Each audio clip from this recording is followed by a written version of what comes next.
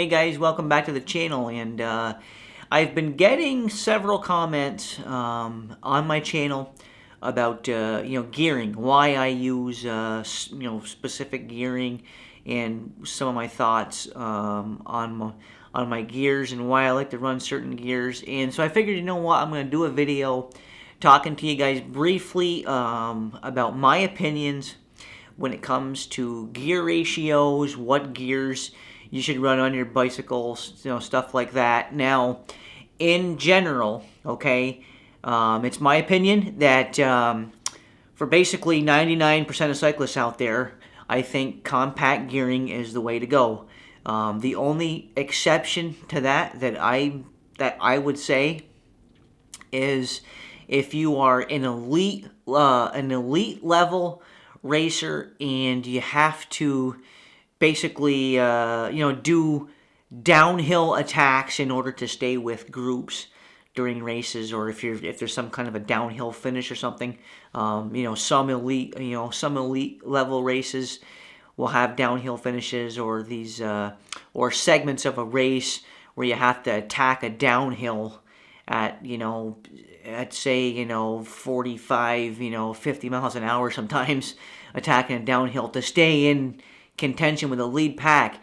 But pretty much unless you're at that absolute upper echelon of elite racing, and unless you're attacking downhills where you have to basically, like I said, ride like over 50 miles an hour to stay in contention with guys, unless you're in those scenarios, I cannot think of a situation, personally, I cannot think of a situation where somebody has to have standard gearing. And I personally think it's more of a mental thing, because it's like this old stigma, this old stigma in bicycle racing that you have to have standard gearing if you're going to race. And a lot of guys just have that mentality, and a lot of guys, honestly, I know people who are who would be not afraid, but they would feel like they're less of a rider because they have a compact chainring on their bike, or a big cassette on the back of their bike.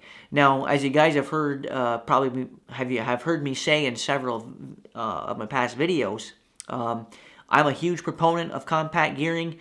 I run compact cranks on most of my bicycles. I do have one bicycle, the first bike I ever bought, actually back in 2012.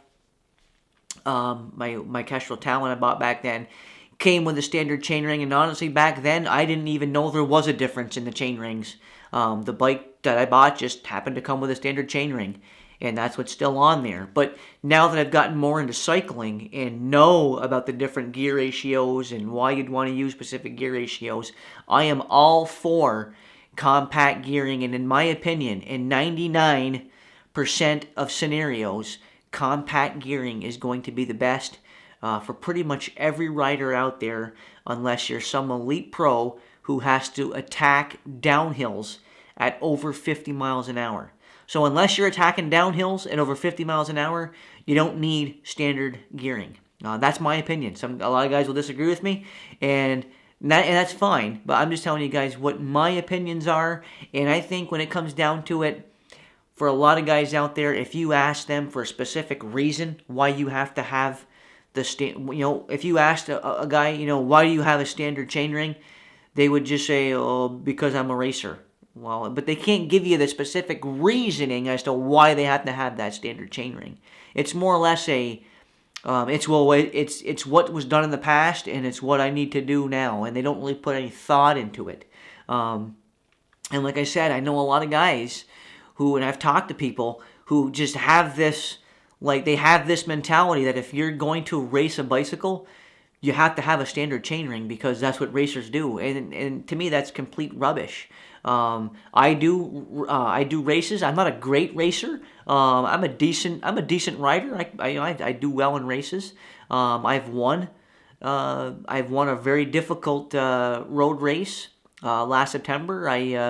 I won, and again, I'm not saying this, guys. I'm not saying this to brag in any way. I'm telling you this story because I think it puts some relevancy to the concept of what I'm talking about here, and kind of lets you guys know that I have some I have some basis, for what I'm saying in this video.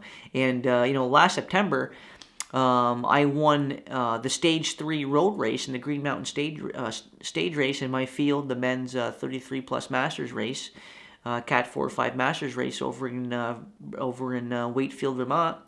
The Stage 3 race on the summit finish of Appalachian Gap, which is a very, very difficult road race. It's a 64-mile road race in the Green Mountain stage race. I think it's like 6,500 feet of climbing during the stage, and it ends at the summit of Appalachian Gap, which is one of Vermont's 4 big mountain gaps over there, and it's a very, very, very, very difficult climb. And there's sections in there that are over 20% grade. And I won that race last year for my field, and I won it with a 36-tooth cassette in the back, which was the easiest gearing that I saw in the field. And were some guys looking at my cassette thinking, "Ooh, what the hell? What, this guy's got a 36 cassette in his back on the back of his bike? Like, what the hell's that thing?" That's a granny gear. That's another thing you hear a lot about is this is granny gears. Well, that's fine if you want to call my gears granny gears, but my mentality is you want to use whatever gearing you have to use to maintain a cadence of 80 to 100 on any hill climb. And for me to do that, I have to run easy gears. If you can push a 25 cassette rear cassette up a 20% grade, hey, more power. If you can push that at 80 to 100 RPMs, more power to you. That's awesome. You're going to be a hell of a rider. I cannot do that. Okay, I don't have the strength to do that. So to compensate, I go to easier gearing so that I can maintain that cadence. And that's what works for me. So in general, I think compact gearing is the way to go. I wouldn't even consider, today I wouldn't even consider purchasing a bicycle that came with a standard chainring. Wouldn't even consider it. It would hinder my performance as a racer. Personally, it would hinder my performance as a bike racer to have a standard chainring on my bike for the kind of racing I want to do, which is hill climbing.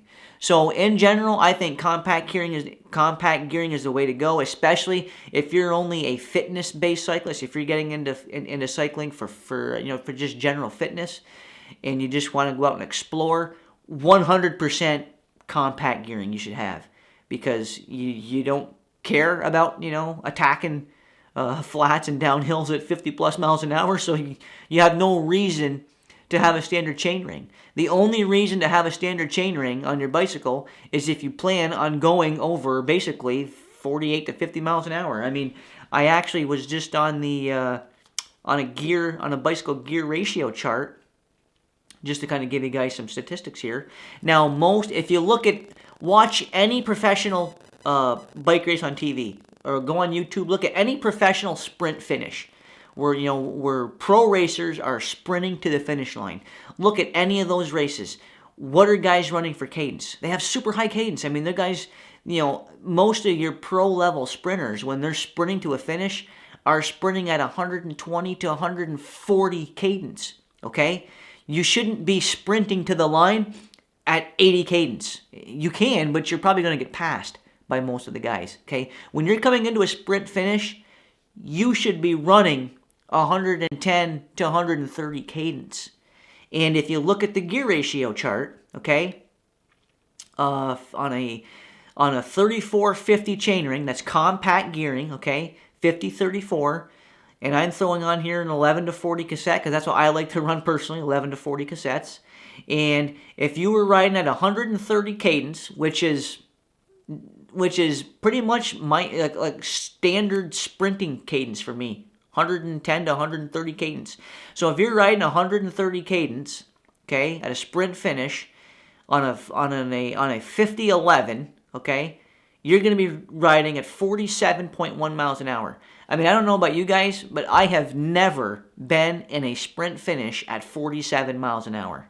Never have, and I probably never will be. Okay, I've never been in a race at an amateur level where we're attacking sprint finishes or even attacking downhills at 47 miles an hour. Okay, I have yet I have yet to be in a position as an amateur bike racer, whether it be downhill or not, where I was in danger of getting dropped because I was spinning out a 50-11. Okay, it just hasn't happened.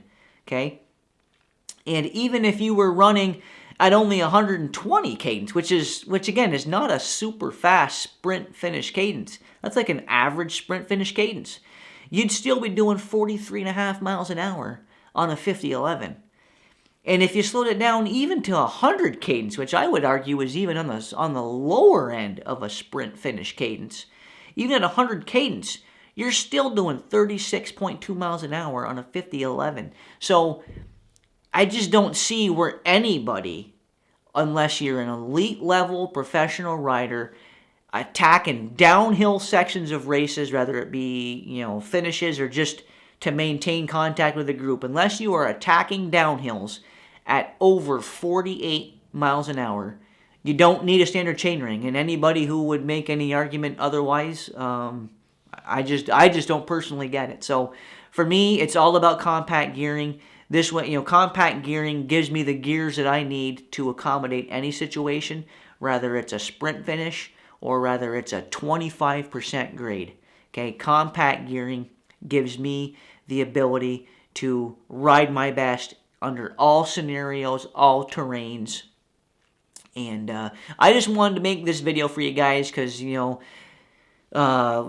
a lot of differences of opinions and I think a lot of myths when it comes to gearing. And if you ask a lot of guys that are in the racing scene, a lot of the guys do push standard gearing, and in the majority of the cases, I think a lot of times it's just because of the perception that a racer has to have standard gearing to fit in or to be cool or to not fall into the quote-unquote granny gear labeling, okay? I mean, I don't know if you guys can tell or not, but I'm very self-confident in what I do, and, I don't put a whole lot of thought on, I don't pay a whole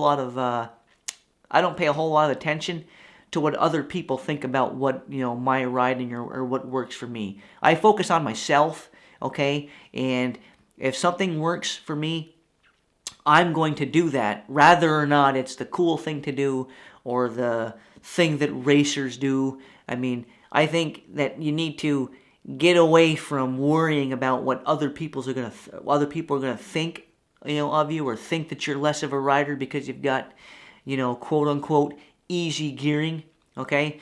But I just don't understand. But these same guys, a lot of the times, these guys with these, big standard chain rings and, 11 to 25 or 11 to 23 cassettes are the guys that you see pushing their bicycles up a 20% grade. And I don't know why anybody would want to put so much time and effort into cycling and training and not have the right gears to climb hills. It just baffles me, Like, you put all this effort, all this time into riding and training and all this money into your bike, and you have the wrong gears. Like, I don't understand it, So I like compact gearing.